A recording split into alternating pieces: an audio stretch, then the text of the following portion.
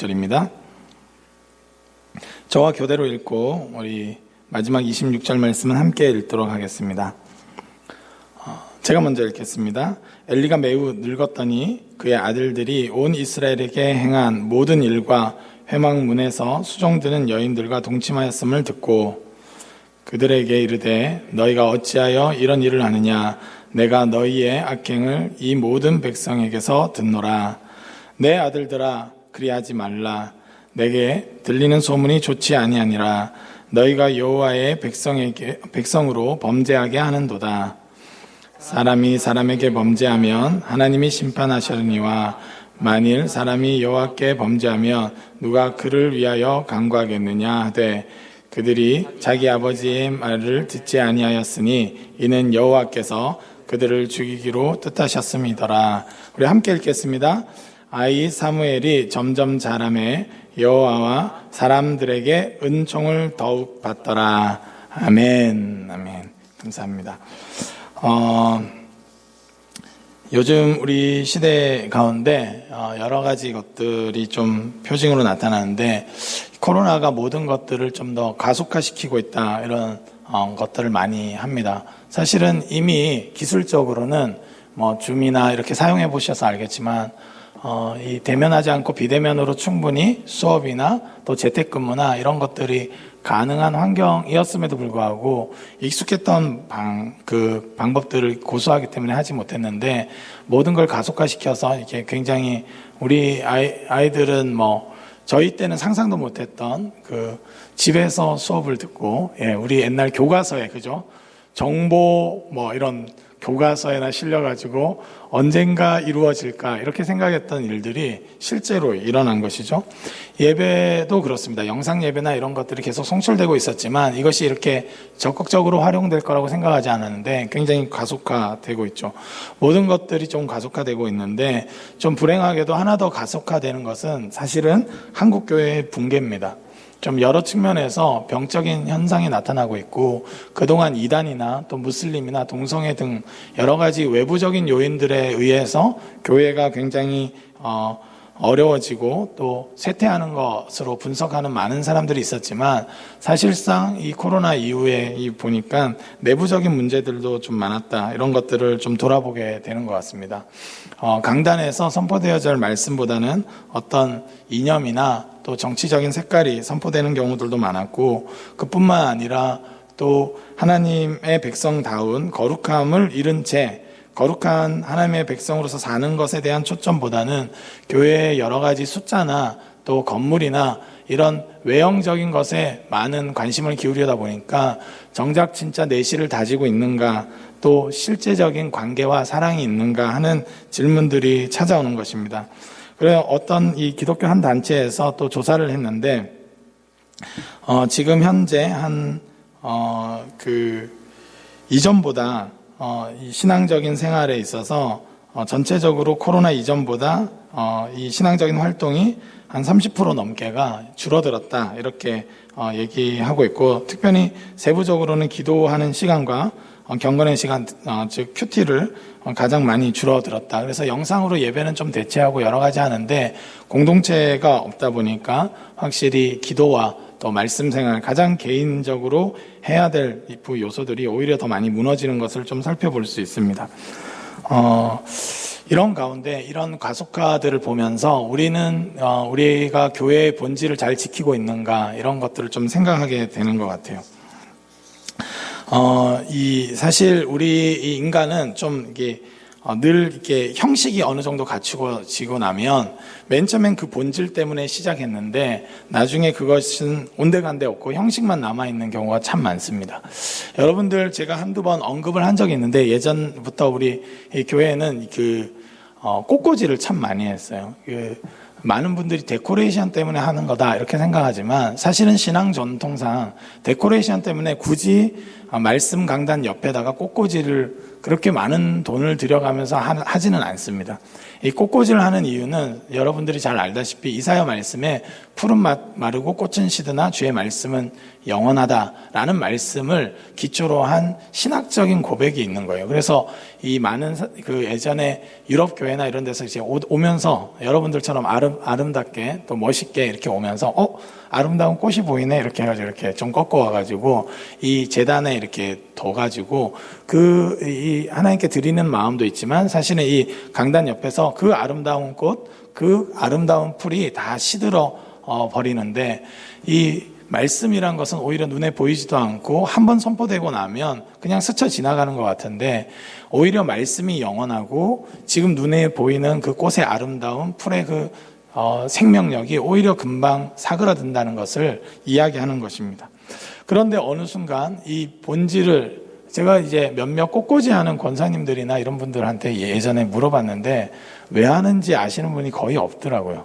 대부분이 데코레이션으로 이해하거나 본래 해왔다 이런 이유인 거죠. 사실은 이 꽃꽂이를 하는 이유는 꽃이 시드는 거에 있어요. 화려함도 있지만 화려해 보였던 그것이 다음 주면 시들어져 있고 그 다음 주면 폐기 처분되어 있는 것을 보면서 오히려 그냥 사라질 것 같은 말씀이 더 우리에게 영원한 거구나라는 것을 보게 하는 겁니다. 근데 그 본질에서 벗어나니까 꽃꽂이 갖고 싸우게 되죠. 김 권사님은 장미가 대세다 이렇게 하고 이 권사님은 뭐라 하나 백합이다. 샤론의 꽃 예수 이렇게 하면서 막 노래도 부르면서 백합을 또 노래하고 또 여러 가지 것들 그러니까 비본질적인 것들에 의해서 지내게 되는 경우들이 참 많은 겁니다. 신앙생활에 있어서 특히나 그랬던 것 같아요. 그래서 그러다 보니까 형식은 갖춰져 있는데 왜 하는지 모르고 어떻게 나아가야 될지를 모르는 상태에서 그냥 진행됩니다. 그러다 보니 세상도 마찬가지인 것 같아요. 이제 우리는 보통 이 공부는 왜 하죠? 공부는 이제 성적을 위해서 하는 것보다는 삶의 즐거움, 깨달음의 즐거움을 위해서 하는 거 아니겠습니까? 그런데 학교 교육이 대부분 본질이 상실되어 있는 거죠. 본질이 상실되어 있다 보면 이 왜곡되고 병드는 모습들이 참 많은 것 같아요. 그래서 어떻게 우리가 정확하게 진단하고 본질을 다시 찾아가느냐, 이것이 굉장히 중요한 문제인 것 같습니다. 한국 교회에 대한 이 여러 가지 비판론들은 신문만 또 네이버 검색만 해봐도 수두룩한데, 그래서 우리는 어떻게 살아야 되는가, 그거에 대해서는 여전히 좀 애매할 때가 있고, 내가 할 수 있는 거라고 너무 작아 보여서 참 위축될 때가 참 많습니다. 저도 목사면 되게 많은 걸 할 수 있을 것 같지만, 여러분들이랑 똑같고요. 할 수 있는 거라고는 그냥 열심히 기도하고 여러분을 사랑하는 것밖에 없다, 이런 생각을 하게 됩니다. 그런데 사실 우리가 살펴봐야 될 것은, 그럼에도 불구하고 하나님은 어떻게 일하시는가, 여러 가지 사회적인 분석이나 또 공동체적인 분석을 할 수 있지만 하나님은 말씀 가운데 자신이 어떻게 일하시는 분인가라는 것을 좀 살펴볼 필요가 있을 것 같습니다. 오늘 말씀에 보면 이렇게 대조적인 한 두 인물군이 나옵니다. 하나는 한 사람은 엘리의 두 아들이죠. 두 아들이 굉장히 제사장인데 여러분 목회자고 또 잘 나가는 이 모든 민족이 알만한 그 제사장 홈리와 비느하스가 있었고, 그럼에도 불구하고 또 한편으로는 어린 사무엘이 있었습니다. 사무엘상에서 굉장히 대조적인 모습을 보이는데, 우리가 어떤 모습을 좀 진단할 수 있는가, 지금 우리 교회의 모습들과 굉장히 비슷한 그런 모습들이 좀 있는 것 같아요. 우리 사무엘상 2장 20절 말씀을 한번 읽도록 하겠습니다. 사무엘상 2장 20절 말씀입니다. 같이 읽도록 하겠습니다. 시작. 엘리가 매우 늙었더니 그의 아들들이 온 이스라엘에게 행한 모든 일과 회막문에서 수종드는 여인들과 동침하였음을 듣고. 아멘. 엘리가 매우 늙었다. 이것은 연세가 많이 든 것도 의미가 있지만 사실은 영적으로 굉장히 좀 노쇠했다, 이런 의미도 좀 있습니다. 교회가 굉장히 지금 노쇠했죠. 이 어떤 시대에 대한 분별력도, 말씀에 대한 반응도 굉장히 느려져 있는 것 같습니다. 이 영적인 어떤 권위가 노쇠해지니까 그의 아들들도 제사장인데 그들은 굉장히 악을 행했고 또 음란했음을 볼 수 있습니다. 이 본질적인 어떤 삶의 초점, 하나님을 영화롭게 하고 또 하나님 안에서의 참된 기쁨을 찾는 삶의 즐거움을 잃어버리는 사람들, 제사장이란 허울은 있는데, 형식은 있는데 제사장이라면 거룩한 삶을 살아가고 많은 백성들로 하여금 죄사함의 은총을 누리고 또 거룩한 백성으로 세워가는 말씀의 사역들을 이루어 가야 되는데 그 본질은 없어지고 형식은 있었던 것 같아요. 회막문에서 열심히 또 있었던 것 같습니다. 그런데 수종드는 여인과 동침하고 음란을 행하고 또 여러 가지 부분에서 죄악된 모습을 보였던 것 같아요. 이 엘리의 아들들에게서 나타난 현상입니다. 우리는 자유로운가 이런 좀 고민이 있어요. 여전히 우리 가운데도 이 시대 가운데 음란함이 있고 또 특별히 이 성경이 음란함에 대해서 굉장히 강조할 때 보면 그 음란함은 음란한 행위를 의미하는 것도 있지만 더 깊숙하게는 어떤 사람을 자신의 쾌락에 수단화하는 것이죠. 이것은 이제 우리가 좀 잘 살펴봐야 될 것 같습니다. 어떤 존재를 사랑하거나 또 이렇게 섬겨야 될 대상으로 보는 것이 아니라 이 수단화하기 시작하면 그 끝이 음란인 거죠. 이 필요에 따라서 맨 처음엔 교회에서 내가 이 목회자로서 또 이게 부흥 막 이렇게 강조해가지고 많은 숫자가 필요했고 한 사람 한 사람이 수단화되다 보면 또 나의 어떤 탐욕을 위해서 더 나아가서는 헌금을 굉장히 강요할 수 있겠죠. 물론 여러분들이 헌금한다고 해서 저에게 오는 건 하나도 없습니다. 예, 주님이 다 받으시고요. 예, 교회 사역에 쓰입니다. 그런데 하여튼 그런 방식으로 작동하다 보면 나중에 그 끝은 음란함으로 가는 것이죠. 어떤 사람을 성적 대상으로 그냥 자신의 어떤 욕망의 대상으로 언제든지 쳐다볼 수 있다. 레위기 말씀에 보면 심지어는 자기 부모나 고모나 이모 또 딸조차도 욕망의 대상으로 되는 것이 가나안 땅의 가장 지독한 죄의 모습이었다고 말씀하고 있습니다. 그런데 이 엘리의 아들들이 그런 모습을 지녔다는 거예요. 한 영혼을 하나님의 형상으로 바라보고 그가 하나님과의 관계가 회복될 수 있도록 중재하고 제사를 진행해야 될 사람이 모든 사람을 심지어는 회막에서 가장 수종들며 같이 일하는 동역자들도 자신의 정욕의 대상으로 바라보고 자신의 욕망을 위한 수단으로 바라보기 시작했다는 겁니다. 이것이 심각한 죄의 문제예요.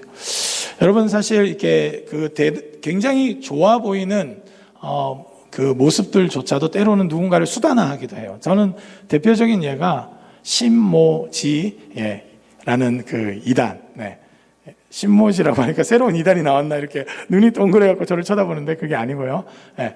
그런 것 같아요. 왜냐하면 그들과 이제 몇몇 분들과 대화를 해봤는데 자기의 영생을 위해서 숫자를 채워야 됐었어요. 이전에는 14만 4천이라는. 근데 넘으니까 또 다른 또 논리가 나오긴 했지만 대단히 열심히 하고 잘해줍니다. 그리고 30명이 붙어서 그 사람을 어떻게든 필요를 채워줘가지고 하는데 그 목적이 어디에 있냐면 자기 영생이라는 타인을 구원하거나 회복하거나 치유하는 데 있는 것이 아니라 자기가 자기 조직 내에서의 입지와 이런 것들 그리고 자기가 14만 4천 안에 들어야 된다는 아주 이기적이고 개인화된 욕망을 위해서 수단화하는 거죠. 타자를 수단화. 근데 교회는 자유했는가? 전도 왕이 되기 위해서 때로는 또는 선생님이 주는 큰 선물을 위해서 누군가를 수단화하는 거예요. 여러분 우리가 너무나 익숙하게 그렇게 수단화하다 보면 더 들어가다 보면 가장 더 심각한 수준의 죄를 범할 수 있다는 것입니다. 저는 바라기는 옆 사람을 수단으로 바라보지 않고 목적으로 바라볼 수 있길 주님의 이름으로 축복합니다. 하나님이 지으신 서로를 축복하고 온전케 하고 사랑해야 될 대상으로 귀한 존재로 바라볼 수 있길 바라요. 그런 심각한 죄의 문제가 있었습니다. 그리고 엘리의 아들들의 이 모습은 우리 시대와 좀 닮아 있는데요. 우리 2장 25절 하반부 부분을 한번 같이 읽도록 하겠습니다. 함께 읽도록 할게요. 함께 읽겠습니다. 시작. 그들이 자기 아버지의 말을 듣지 아니하였으니 이는 여호와께서 그들을 죽이기로 뜻하셨음이더라. 아멘. 앞부분에 보면 그들이 자기 아버지의 말을 듣지 아니하였으니 이렇게 돼 있어요. 여러분, 그러니까 영적 증상을 잘 진단해야 되는데 여러분 이게 참 중요한 것 같아요.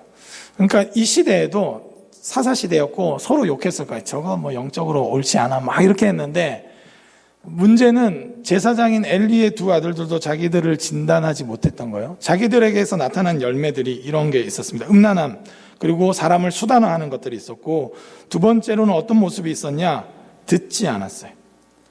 여러분, 누군가 조언할 때, 여러분 엄마가 오늘도 이번에 추석에 가서 또 잔소리하시면 들을 수 있길 주님의 이름으로 축복합니다. 아멘. 네.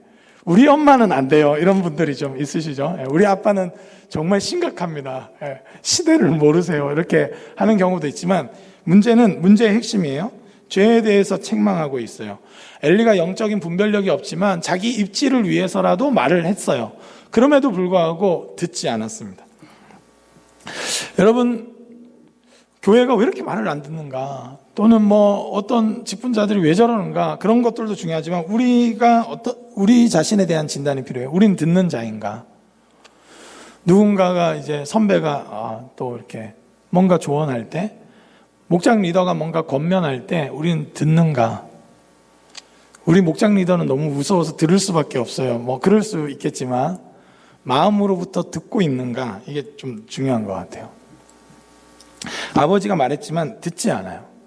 귀를 막아 놓습니다. 여러분, 순종이란 단어, obedience라는 단어는 사실은 듣다에서 왔어요. 듣다라는 어원에서 왔습니다. 여러분, 순종의 가장 첫 시작이 뭐냐면 듣는 거예요. 진짜 진심 어리게 듣는 것, 말씀을 진심 어리게 듣는 것으로부터 순종은 시작되는 것이죠. 근데 듣기가 안 되면 순종하지 않아요. 보는 것은 많은 정보와 관계되어 있지만 듣는 것은 순종과 관계된 겁니다. 여러분, 어떤 사람이 막 말하는데 그 자리에 오래 앉아있고 이렇게 잘 듣는다는 것은 순종의 관계가 형성되는 거예요, 사실은. 여러분, 그렇기 때문에 이 듣는 것이 참 중요하죠. 우리 시대에 우리는 듣고 있는가? 여러분, 어린 아이들로부터도 말하실 수 있는 분이라는 걸 믿고 듣는 자인가? 말하기만을 좋아하진 않는가?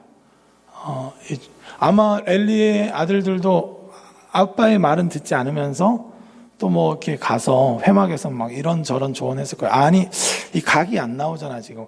회막이 왜 이래? 지금 이 느낌이 안 오잖아. 이렇게 해가지고 좀 이렇게 데코레이션 좀 하라고 하고, 그랬을지도 모르겠어요.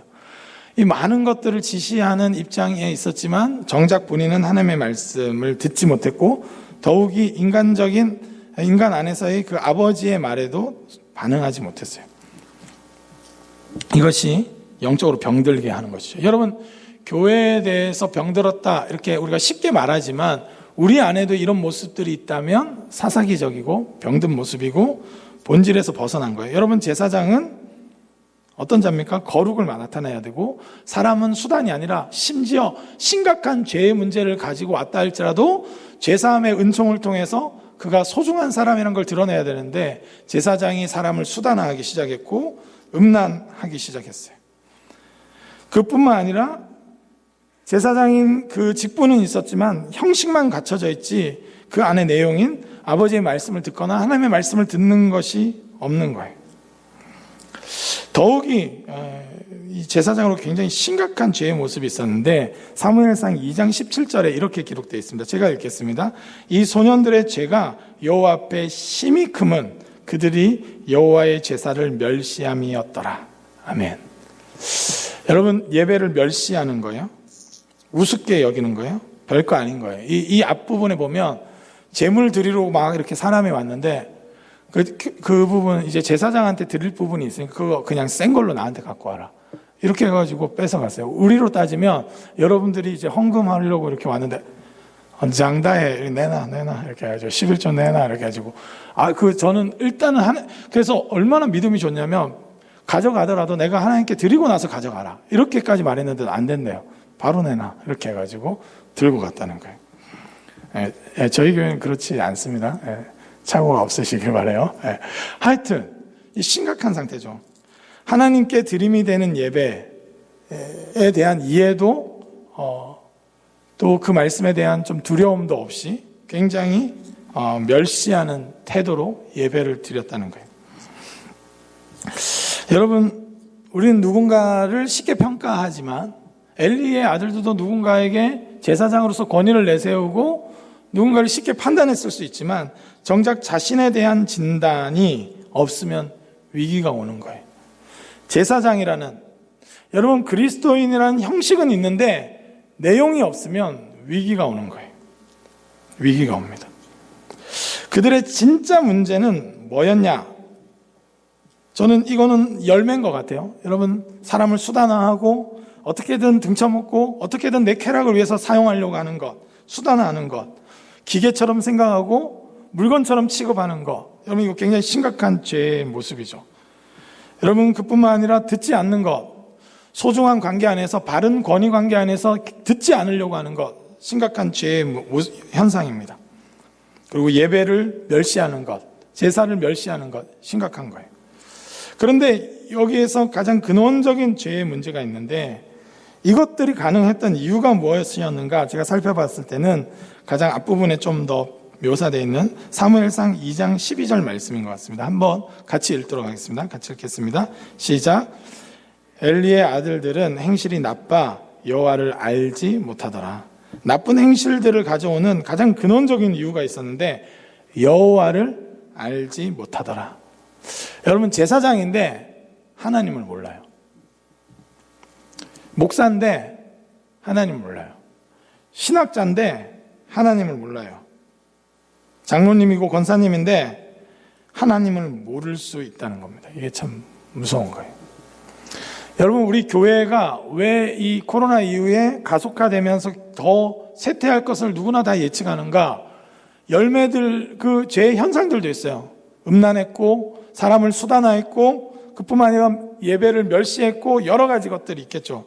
근데 뭐 예배를 소중히 여겼습니다. 변명할 수는 있을지도 모르겠어요. 그러나 실제는 멸시했는데, 왜냐하면 예배를 예배답게 드릴 수 있는 가장 근원은 하나님을 아는 것이에요. 교회를 10년 다녔냐 20년 다녔냐, 내가 직분이 뭐냐가 아니라 하나님을 아느냐 모르느냐, 이게 야다예요. 인격적인 알미예요. 여러분, 하나님에 대해 아는 걸 말하는 게 아니에요. 내가 신학책 3권 뗐어, 뭐 이게 중요하지 않아요. 중요합니다. 예, 중요해요. 예, 읽으세요. 제발 읽으세요. 책을. 예, 중요해요. 그런데 그거보다 중요한 것은 하나님에 대해. 여러분, 우리가 문재인 대통령에 대해서는 알죠. 문재인 대통령을 개인적으로 아시는 분 한번 손 들어 보실래요? 네. 아니면 뭐 우리 국회의원을 내가 개인적으로 안다. 네, 심각한 거 없어요. 네. 우리는 BTS 아시는 분. 네. 네. 대해서는 알죠. 그런데 어디서 들은 풍월은 있죠. 그러나 그를 아는 것은 좀 달라요. 인격적인 알면 1대1적인 사귐이에요. 저는 아시죠? 설마 저에 대해서만 아시는 분들이 있다면 오늘 카페에서 저를 찾아오셔서 같이 대화할 수 있길 바랍니다. 네. 인격적인 알미예요. 여러분, 모든 것이 어디서부터 잘못됐는가? 하나님 백성이라는 형식은 있는데, 그 용어는 있는데, 그 내용인 하나님과의 인격적인 알미 없으면 모든 게 병드는 거예요. 교회에 많은 진단을 할 수 있지만 저는 가장 핵심적인 문제는 하나님을 알지 못한 채로 계속 신앙생활하는 거예요. 여러분, 많은 그 이단에 빠지는 사람들이 왜 교회에 대한 불만을 털어놓느냐? 성경을 제대로 풀어준 적도 없고 하나님에 대해서 늘 궁금했는데 설명해 주지도 않았다. 이런 불평이 굉장히 많아요. 저는 일부 맞다고 생각이 들어요. 여러분, 우리가 교회 생활하는데 여전히 누군가의 친구의 이름은 말하고 서로 막 이야기는 많이 나누는데 하나님에 대해서조차도 모르는, 하나님을 아는 수준이 아니라 하나님에 대한 내용조차도 모르고 신앙생활하고 있다면 심각한 문제다, 이런 생각이 듭니다. 여러분, 이 사사기적인 특징이에요. 사사기 2장 10절에 참고 말씀을 안 드렸습니다. 이렇게 되어 있어요. 그 세대의 사람도 다 그 조상들에게로 돌아갔고 그 후에 일어난 다른 세대는 여호와를 알지 못하며. 여러분, 사사시대가 왜 시작됐느냐? 2장 10절에 앞부분에서 이렇게 기록하고 있어요. 다른 세대는 여호와를 알지 못해요. 여러분, 예배의 형식도 있어요. 꽃꽂이의 형식도 있어요. 여러 가지 있는데 하나님이 왜 이거를 시켰는지를 알지 못하면, 하나님을 알지 못하면 영적으로 병들고 교회는 무너질 수밖에 없다. 이것은 늘 성경 말씀 속에서 일어난 거예요. 우린 현상, 그래서 내가 음란하지 말아야지, 수단화하지 말아야지, 또 예배 좀 정성껏 드려야지 할 수 있어요. 여러분, 중요합니다. 그리고 잘 들어야지. 오늘 그래서 잘 들어라고 하니까 오늘 졸지 않네요. 놀라운 일입니다. 늘 좋으셨는데. 근데 그렇게 하는 행위적인 것들 중요해요. 그러나 중요한 건 더 근원적인 것은 뭐냐면 내가 신앙생활하면서 여호와를 아느냐 이 문제. 하나님과의 사귐이 있고 하나님이 누구시라고 말할 수 있고 그분의 성품에 대해서 2박 3일 동안 함께 찬양하며 이야기할 수 있느냐 이 문제예요. 이 중요한 거예요. 목회자에 대해서는 막 다 알고 막 얘기할 수 있고 우리 리더에 대해서는 막 말할 수 있는데 하나님에 대해서는 모른다면 이건 심각한 문제인 겁니다. 이게 이 사사시대를 가져온 거예요. 여호와를 알지 못하고 그가 행하신 일도 알지 못했다 이렇게 기록돼요. 여러분 여호와를 알지 못했다 이렇게 직접적으로 표현되어 있는 데가 한 군데 더 있더라고요. 출애굽기에서 찾았어요. 이렇게 기록되어 있어요. 여호와가 누구에게 내가 그의 목소리를 듣고 이스라엘을 보내겠느냐? 나는 여호와를 알지 못하노니 이스라엘을 보내지 아니하리라. 누가 한 말일까요? 출애굽기 5장 2절에 나와 있습니다. 바로가 한 거예요. 여러분 충격적이죠? 바로는 이 말 해도 맞아요. 알지 못하니까. 그런데 하나님을 알지 못하는 증상이 하나님의 백성이라는 이스라엘에게서 사사기 때 나타났어요. 심각하죠. 근데 더 심각하게는 그 모르는 백성을 붙들고 하나님을 알도록 도와야 되는 제사장들이 이제 여호와를 알지 못한다라 이렇게 기록되어 있는 거예요. 여러분 하나님을 알아야 돼요. 하나님을 아는 것은 말씀을 통해서 하나님을 아는 것이죠. 늘 들어왔어요. 여러분 성경 66권에 대해서 요약 정리해서 제출할 수 있기를 다음 주까지 추석 때 할 일 없으시잖아요. 한번 해보세요. 집에 가서 진짜 심심해서라도 내가 하나님 말씀 아는 자인가, 몇 년 동안 오기는 왔는데 하나님 말씀을 아는 자인가, 아니면 적어놨는데 전혀 그것과 상관없이 살고 있다면 내가 진짜 하나님을 아는 자인가. 적었다고 자랑은 하고 싶은데 66권 완벽하게 요약 정리했는데 내가 그 말씀에 계시된 하나님과 사귐도 없고 순종도 없고 동행도 없다면 우리는 하나님을 알지 못하는 자일 수 있다는 거예요. 이것이 굉장히 심각한 거죠. 여러분 우리는 말씀을 알아야 되고요. 그 말씀에 순종할 수 있어야 돼요. 여러분 그런데 이게 좀 어려운 일이에요. 이런 영적인 분위기, 하나님을 알지 못하는 영적인 분위기에서 벗어나서 어떻게 하면 다시 영적으로 하나님을 알고 하나님을 찬양하고 하나님 백성다운 그 본질을 다시 회복할 수 있을까? 저는 이 2장 26절에서 좀 답을 찾아보려고 합니다. 2장 26절 한번 같이 읽도록 하겠습니다. 같이 읽을게요. 시작. 아이 사무엘이 점점 자라매 여호와와 사람들에게 은총을 더욱 받더라. 아멘. 저는 그동안 여러분들과 많이 놀았어요.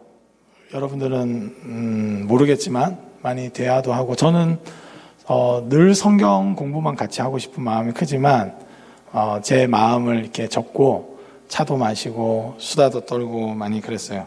그 이유는 여기에 있어요.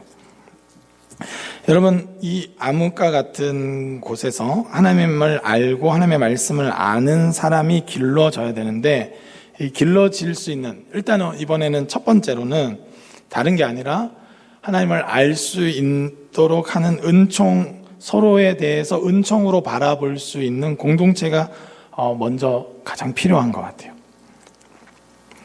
여러분 사무엘이 이 기간에도 불구하고 제사장도 악하고 하나님을 알지 못하고 엉망진창인 이런 상황에서도 이 시대를 뚫고 나올 수 있는 사람으로 길러질 수 있었던 것은 여호와와 사람들에게 은총을 더욱 받았기 때문이라는 거예요.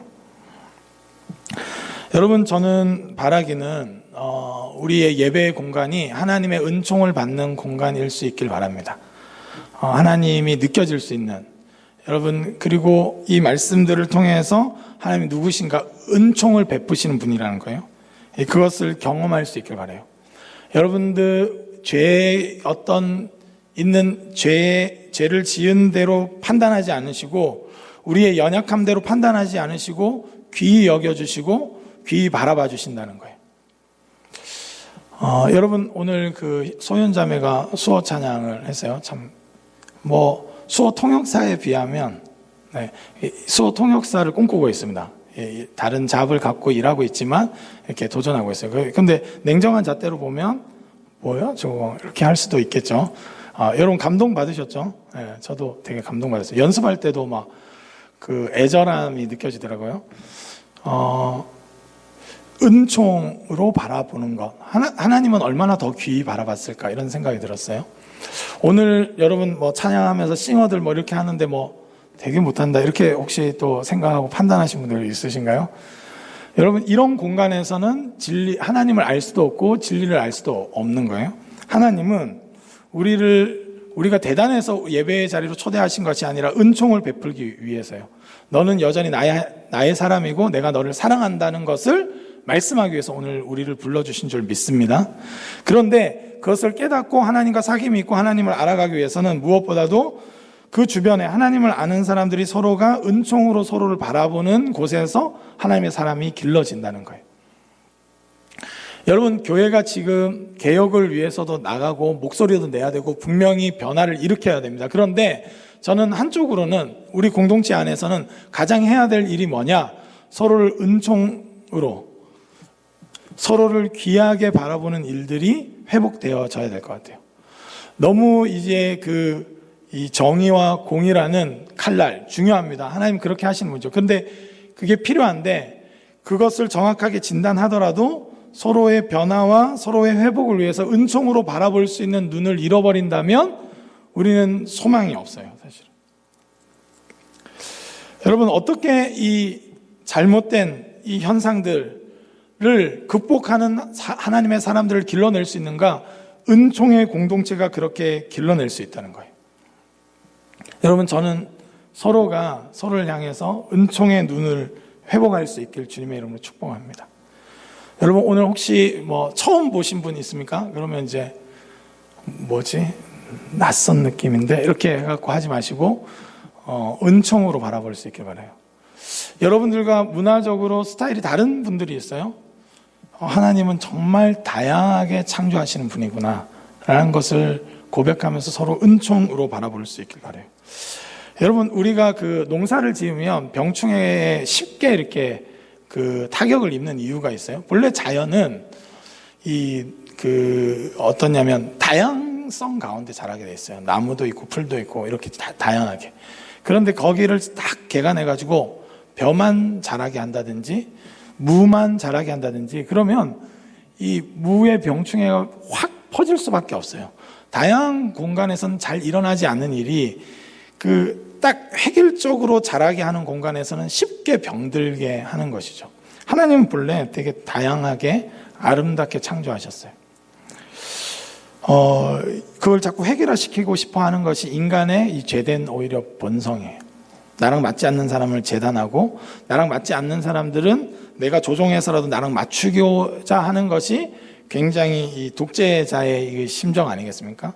우리가 어떤 공동체의 영향력이 형성되면 그러려고 하는 경향이 있어요. 근데 그렇지 않은 거예요. 은총으로 서로를 바라보는 때 이 변화가 일어날 수 있죠. 나중에 보면 사무엘도 이제 선지자 활동을 딱 떠나고 나서 라마나요에서 선지 공동체를 만드는데 나중에 사울에게 쫓기는 다윗이 거기를 찾아옵니다. 보호해줘요.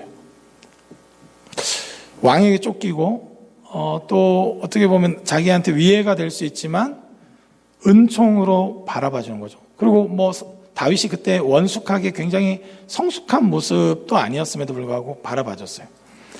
저는 나중에 이제 다윗도 도망가다가 아둘람 굴에서 있었는데 나중에 보면 환난당한 자, 또 빚진 자, 마음이 원통한 자가 다 그에게로 모였고 그는 그들의 우두머리가 됐다고 사무엘상 22장에 기록되어 있습니다. 어떻게 해서 그럴 수 있었는가? 저는 환난당한 자예요. 여기서 환난당한 자도 있으시겠죠. 하여튼 원통한 자. 근데 이건 확실한 거예요. 다 있을 것 같아요. 빚진 자. 여러분 다 빚졌죠. 등록금 아직 못 갚았죠. 하여튼 기타 등등. 이런 자들이 몰려왔는데 다윗이 나에게 지금 필요하냐 안 필요하냐에 의해서 대하지 않고 은총으로 대했어요. 그 공간에서 이제 나중에 다윗이 왕이 됐을 때 개국 공신이 될 수 있는 사람들이 그래서 나중에 길러진 것입니다. 여러분, 어떤 공간에서 하나님의 사람들, 이 어둠을 뚫고 엘리의 아들과 다른 사람들이 길러지는가? 사람을 수단으로 보지 않고 목적으로 대할 수 있는 사람들, 또 무엇보다도 예배를 소중히 여기고 예배 자체가 목적에 대해서 하나님을 경외하는 사람들, 누군가에게 귀를 기울여서 들을 수 있는 사람들은 반대급부로 생각하면 어떻게 길러질 수 있는가? 은총의 분위기에서 길러질 수 있는 거예요. 사무엘이 그렇게 길러졌고 나아가서 예수 그리스도께서 그렇게 길러졌습니다. 마지막으로 이 말씀 읽고 맺도록 하겠습니다. 누가복음 2장 52절이에요. 예수는 지혜와 키가 자라가며 하나님과 사람에게 더욱 사랑스러워 가시더라. 여러분, 로마 시대 그리고 유대교가 가장 타락했을 때 그걸 뚫고 하나님 나라를 선포할 수 있는 한 아이가, 여러분 예수님도 아이였어요. 한 아이가 길러졌는데 그것은 하나님과 사람에게 더욱 사랑스러워 가시는, 여러분 그 본인이 그렇게 성장한 것도 있겠지만 그런 분위기 속에서 자라날 수 있는 한 개인이 그렇게 하나님의 사람으로 성장할 수 있는 거예요. 이 사무엘도 마찬가지고. 여러분, 우리 행정 리더들 보면 마음에 안 드는 거 맞죠? 이렇게. 예? 마음에 드세요? 저는 안 들어요. 그래서 내년에도 한 해 더 시킬까 이런 생각이 들어요. 하여튼 마음에 안 들 때까지 하는 걸로. 그래서 그럼 한 10년 정도 하면 가능하지 않을까. 여러분, 목장 리더 여러분 마음에 드세요? 여러분 아주 냉정하게. 여러분 목장 리더들한테 솔직하게 질문합니다. 여러분 목원이 100% 마음에 드세요? 예. 든다는 분들이 계시네요. 다 마음에 든다면 남들은 본인을 어떻게 생각할까 좀 고민해 보세요. 혹시나. 혹시나. 여러분, 교회가 은총의 공간이 필요해요. 여러분, 진리대로 산다는 것, 말씀대로 산다는 것 굉장히 힘들어요. 여러분, 말이 쉽지. 여러분, 엘리의 아들들처럼 사는 게 쉽지. 그 반대급부로 경청하며 살고, 여러분 예배를 멸시하지 않고 온전하게 드리고 사람을 수단으로 대하지 않고 목적으로 대하는 방식의 삶을 선다는 것은 진리를 따르는 거고 예수 그리스도를 따르는 건데 얼마나 힘들어요. 얼마나 지쳐요. 여러분, 교회가 예전에는 좀 그랬던 것 같아요. 우리 선배 때만 해도 좀 이성교제만 해도 야 이리 와봐. 좀 티만 내도 살짝 이렇게 눈만 마주쳤는데 너 뭐 한 거야? 제정신이야 지금 교회에서? 막 이런 분위기였어요. 뭐든지 재단하고 정제하고, 그리고 짧은 치마 입고 오면 이리 나와봐 하면서 쫄래쫄래 이렇게 나가갖고 또 뭐 하는 거야 이렇게 해가지고. 여러분, 물론 이제 고등부 때나 중등부 때 그래 좀 교육상 필요했을 수도 있겠죠. 근데 좀 과도하게, 그러니까 진리의 사람들을 길러내는 본질을 추구하기보다는 자꾸 외형적인 거 몇 가지만 좀 여러분 형식만 주고 내용을 가르쳐 주지 않았던 것 같아요. 은총의 공간이 없다 보니까 믿음이 이 시대를 새롭게 할 만한 사람들은 없고 자꾸 이 형식만 중요시 여기는 사람들. 꽃을 장미를 달아야 되냐, 어떻게 해야 되냐, 이거는 어떤 형식으로 해야 되고 예배 틀이 이래야 되고 본질에 대해서 알지 못하는 사람들만 자꾸 길러지는 건 아닌가 이런 생각이 듭니다.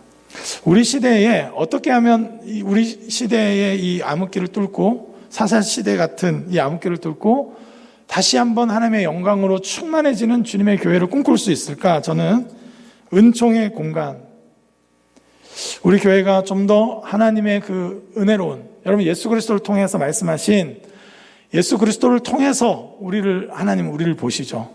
우리를 그래서 정죄하지 않으시고, 여러분 꺼져가는 등불임에도 불구하고 끄지 않으시고, 상한 갈대이지만 꺾지 않으시고 우리를 바라봐 주십니다. 우리에게 그런 좀 은총이 좀 필요한 것 같아요.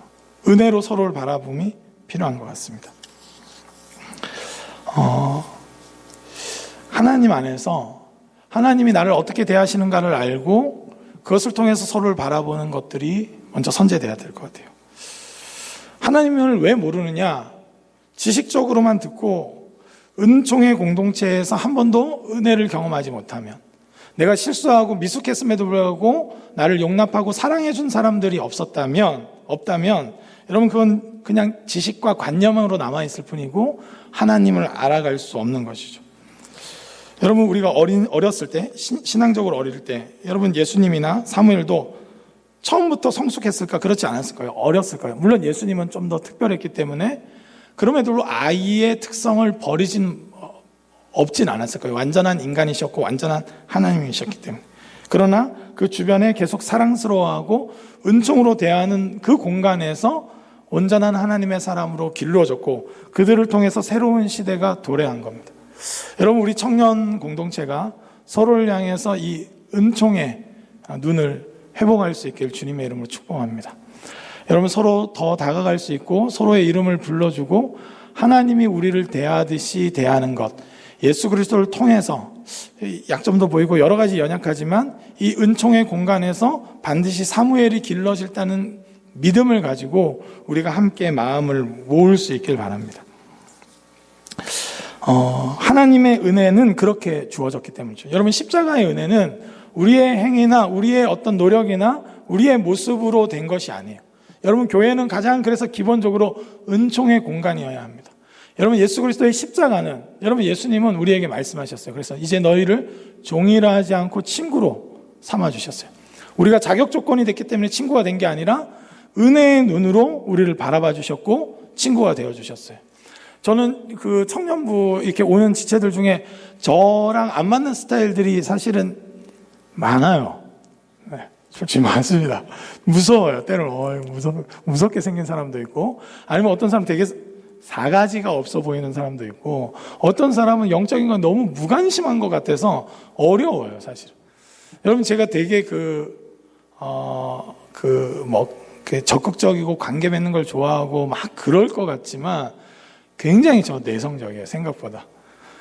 네, 안 믿으시는 것 같지만 굉장히 내성적이고 굉장히 몇 번 기도하고 만나요, 사실은. 여러분, 신방 갈 때 막 편하게 갈 것 같지만 여러분, 리더들 만날 때도 그래요. 때로는 어려워요. 사람 만나는 게 참 어려워요. 그런데도 불구하고 할 수 있는 것은 예수님이 저를 아무 조건 없이 친구로 삼아주셨고 은혜를 베푸셨다는 그 은혜가 저로 하여금 상대방을 바라볼 수 있는 눈을 갖게 하시는 거죠. 제가 본래 이제 설교 자료로 들고 오려고 했던 게 있었는데 빼놓고 왔어요. 아마 사무실에 있는 것 같은데, 얼마 전에 이게 받은 편지랑 예전에 받았던 편지였는데 요는 그거예요. 저는 그냥 은혜로 대했을 뿐인데 그 안에 있었던 그 이전 교회에서 받았던 권위에 대한 상처나 아픔들이 생각도 안 난다, 지금은. 그렇게 고백해 주더라고요, 감사하게. 작년에 저희 교회 왔는데 그런 고백들을 한 이 편지를 받고 나서 되게 제가 좀 감동했어요. 저는 뭐 잘해준 거는 별로 없었어요. 만나러 갈 때도 어렵더라고요. 이렇게 좀 뭔가 이렇게 경계하는 것 같고, 이렇게 저를 이렇게 좀 목회자 별로 안 좋아하는 것 같고 그랬는데, 특별한 활동을 한 게 아니에요. 예수님이 우리를 친구로 삼아주시듯 먼저 친구가 되는 것. 여러분, 교회는 너무나 빨리 너무 영적인이라는 이 단어를 사용해서 여러분 아주 더 외식하는 자를 만드는 것 같아요. 저는 지난번에도 말했지만 교회 안에서 세상의 친구들보다 더 좋은 우정의 관계들이 좀 많았으면 좋겠다, 이렇게 바라요. 여러분, 먼저 친구가 되어주지 않고 영적인 관계로 어떤 이렇게 끌어올린다는 것도 굉장히 어렵습니다. 서로를 은혜로 바라보지 않고 훈련시킨다는 것은 불가능해요. 여러분, 우리 가운데 그래서 시대를 좀 새롭게 할 수 있는 일들이 일어나길 바랍니다. 여러분, 빡센 훈련 막 해갖고 너 인성에 문제 있어? 뭐 이런 거 말하고 말해가지고 막 뜯어패고 뭐 이런다고 해서 사람이 막 달라지고 막 개조되는 것처럼 보일 수 있지만 내적으로부터 전혀 다른 차원의 은혜의 사람을 만든다는 것, 말씀에 순종하는 사람을 세워간다는 것은 그런 차원이 아니에요. 그리고 그뿐만 아니라 제가 이제 말씀을 이제 맺겠습니다. 얼마 전에 신입생 중에 한 자매가 비전 트립 가가지고 제가 이렇게 뭐 그냥 거짓말이 아니고 그냥 예수님을 바라보는 그 눈으로 그냥 이제 귀 쓸 거고 막 이렇게 이런저런 얘기를 했는데, 거기에 조금 감동이 됐는지 이제 목장 리더한테도 막 얘기를 하고 막 그랬던 것 같아요, 보니까. 그러면서 막 결심을 한 것 같아요. 그래서 되게 기대가 되더라고요. 그리고 막 성경 공부 모임 때도 뭐 한 번 오고 안 오고 보통 그러긴 하지만 그래도 시도라도 하니까 되게 감사하더라고요. 그래서 놀랍다. 그래서 이렇게 봅니다. 여러분, 우리가 그런 은혜의 눈이 회복되고 나면 모든 게 선물이고 하나님이 우리를 어떤 방식으로 대하시는지를 더 깊이 경험할 수 있게 됩니다. 저는 우리 구덕교회가 이 눈만큼 하나는 분명할 수 있는, 그래서 뭐 외적 조건이 어떤지 상관없이 예수님은 그랬잖아요. 뭐 가늠한 여인조차도 이 품으신 분이 바로 우리 주님 아니십니까? 그 은총의 눈을 통해서 한 사람 한 사람이 길러진다는 것, 그 은총을 제대로 경험한 사람들은 하나님을 알고 그렇기 때문에 이 듣기가 되기 시작하고 하나님 나의 간구를 들으시는 분이라는 걸 경험하기 시작하고 그걸 넘어서서 사람을 수단화하지 않고 은총의 눈으로 바라보기 때문에 목적으로 대하는 사람으로 길러지는 것입니다. 저와 여러분들이 그럴 수 있길 바라요. 예수님이 우리를 친구로 삼아주신 그 은혜를 좀 기억하면서 하나님의 신실한 친구로서, 여러분 오늘도 하나님은 특별한 어떤 영적인 사람, 기도 막 빡세게 하고 기도할 때 막 스스로 이렇게 기도가 너무 깊어서 공중부양이 되고 막 기도할 때 방언을 15가지로 하고 그런 사람도 기뻐하시겠지만 더 중요한 것은 하나님이 우리를 바라보시듯 우리가 하나님의 신실한 친구가 돼서 하나님의 은혜의 눈으로 서로를 바라보고 축복하고 서로를 경탄하고 서로를 기뻐하는 그런 존재로 우리를 세워가기를 원하시는 것입니다. 저는 또 바라기는 이번 추석 때 혹시나 잔소리를 좀 듣더라도 거울 보면서 자신을 또 자기 자신도 좀 은총의 눈으로 바라볼 수 있길 바라요. 부모님이 또 너 언제 시집 갈래? 너 언제 장가 갈래? 또 잔소리 하시고 또 삼촌 와가지고 우리의 마음을 무너뜨리는 말을 많이 하신다 할지라도 은총의 눈으로 서로를 바라보며 예수 그리스도 안에 있다는 것을 알고 여러분들이 진리 가운데, 여러분 말씀 순종하다가 큐티 잘하다가 또 실패할 수 있어요. 저도 고등학교 때 큐티 말씀 보면 한 10일 잘 돼 있고 항상 20일 비어 있고 또 5일 잘 돼 있고 25일 비어 있고 그래요. 근데 그게 끊임없이 도전하다 보니까 하나님이 은총으로 이끄시는 것을 봅니다. 여러분 말씀에 순종하면서 막 달려가다가 때로는 넘어질 때가 있을 거예요. 때로는 참담함을 느낄 때가 있을 거예요. 그러나 은혜의 눈으로, 여러분 예수님께서 베드로를 바라보시면서 은혜의 눈으로 바라봤고 하나님의 그 은혜의 눈으로 자기 자신을 바라봤을 때 베드로도 다시 제자로서 살아갈 수 있는 용기를 얻었던 거죠. 여러분 우리 청년구덕이 그러기를 원하고 여러분 한 사람 한 사람이 그런 은혜의 눈을 회복한 자로 살아가서, 저는 우리 시대에, 제가 오늘 고등부 설교할 때 그 얘기했어요. 아무도 주목하지 않아요. 여러분 사무엘이 길러질 때 아무도 주목하지 않았습니다. 여러분 모세가 광야에서 길러질 때 아무도 주목하지 못했어요. 여러분 예수님이 어린아이로 은총의 공간에서 길러질 때 아무도 주목하지 않았어요. 그러나 나중에 시대를 바꿔놓는 인물들이 된 것이죠. 여러분 저는 우리 교회 아무도 주목하지 않아요. 여러분 구청에서도 3부 예배 때 오지 4부 예배 때 오질 않아요. 주목하질 않아요. 우리 청년부 예배 좀 주목해주면 좋겠는데 관심이 없어요. 누가 어떤지 아무도 주목하지 않는 공간입니다. 그러나 이 은총의 공간에서 저는 믿기로는 한 사람 한 사람을 하나님이 세우셔서 이 영적 암흑을 뚫고 사사기적인 시대를 뚫고 다시 새로운 날을 허락하시리라 믿습니다. 여러분 저와 여러분 그런 믿음으로 살아갈 수 있길 바라고 서로를 그런 은총의 눈으로 바라봐서 한 사람 한 사람을 믿음으로 세워가시길 주님의 이름으로 축복합니다. 우리 이 시간 함께 찬양하며 나아가고자 합니다. 나 무엇과도 주님을 바꾸지 않으리. 한번 함께 고백하며 나갔으면 좋겠는데요. 하나님께서 우리를 친구로 삼아주셨고 그 은혜, 여러분 그 은혜를 좀 붙잡을 수 있길 바라고 그 은혜 때문에 또 서로를 은혜의 눈으로 바라볼 수 있길 소망합니다.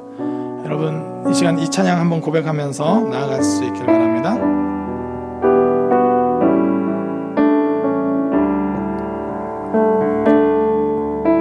난 무엇과도 주님을 바꾸지 않으리.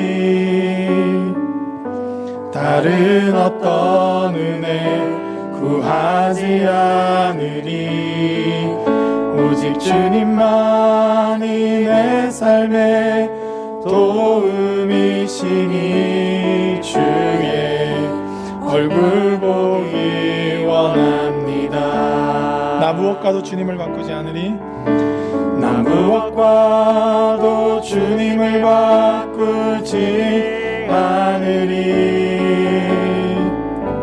다른 어떤 은혜 구하지 않으리. 오직 주님만이 내 삶의 도움이시니 주의 얼굴 보기 원합니다. 주님 사랑해요. 주님 사랑해요.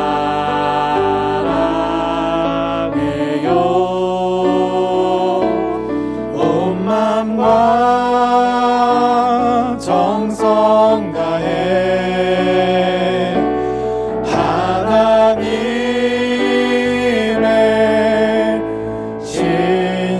신실한 친구 되기 원합니다. 친구 되기 원합니다. 주님 사랑해요. 우리 다시 한번 고백합시다. 주님 사랑해요.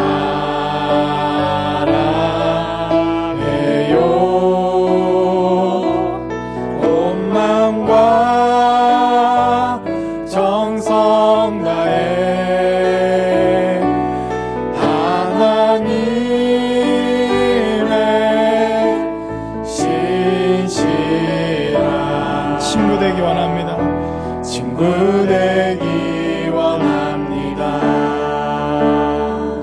우리 이 시간 한번 좀 기도했으면 좋겠는데, 여러분 신앙생활 하면서 힘들고 때로는 이 암흑기에 들어온 한국교회 상황에 이 칼날이를 날카롭게 해서 이것저것 분별하고 하는 것들, 그런 것들로 이 시대를 좀 바꿔보려고 하는 마음들이 좀 들 수 있을 거예요. 여러분 그런 일들도 필요합니다. 그러나 더 중요한 것이 있는데, 은총 안에서 우리가 길러지는 거예요.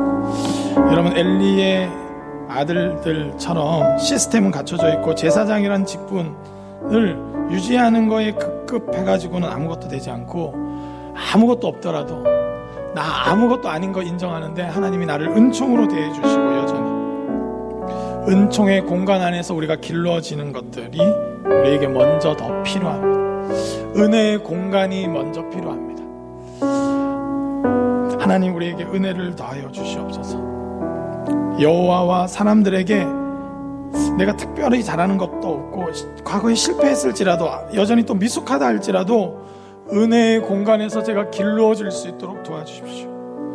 다른 은혜를 구하지 않습니다. 하나님의 은혜, 나를 있는 모습 그대로 끌어안으시고 나의 죄된 모습, 연약한 모습임에도 불구하고 은혜로 나를 대해주시는 그 은총으로 인해서 우리가 다시 은총의 공동체가 되어서 하나님 한 사람 한 사람이 길러지는, 사무엘을 길러지는 주님의 교회 될 수 있도록 주님 도와주십시오.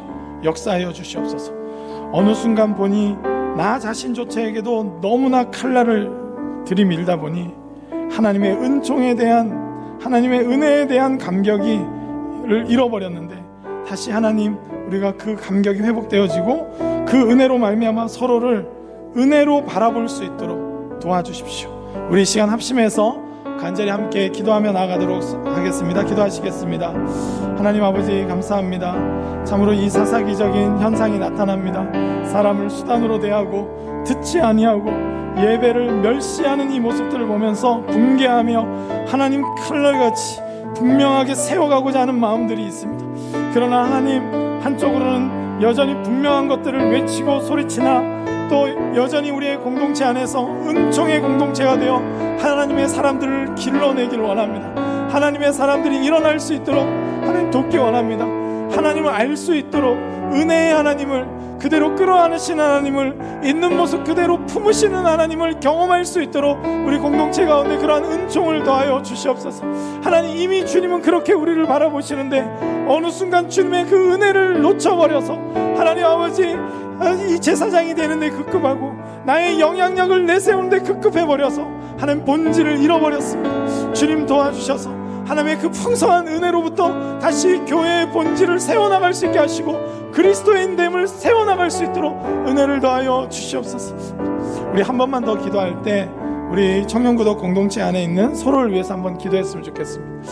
하나님 은혜로 바라볼 수 있게 바랍니다. 목장 리더, 목장 부리더, 행정 리더, 또 학력이 어떻고 남성이냐 여성이냐 아니면 우리 구독 교회학교 출신이냐 아니냐, 그런 것이 중요한 것이 아니라 하나님의 은총이 가장 선재되어 있게, 하나님의 은혜 받는 주님의 백성으로 서로를 바라보고 하나님의 은혜 가운데 서로를 은총으로 바라볼 수 있는 우리 교회 될 수 있도록, 하나님 은총의 공동체가 될 수 있도록, 하나님 아픔을 같이 끌어안고 울 수 있고 하나님 기뻐하는 일에 같이 기뻐할 수 있는 은혜의 공동체 될 수 있도록, 그 은혜의 공동체에서 하나님의 사람으로 각 사람이 길러지는 그 기대감과 소망을 품고 서로를 대할 수 있도록 하나님 은혜를 더하여 주시옵소서.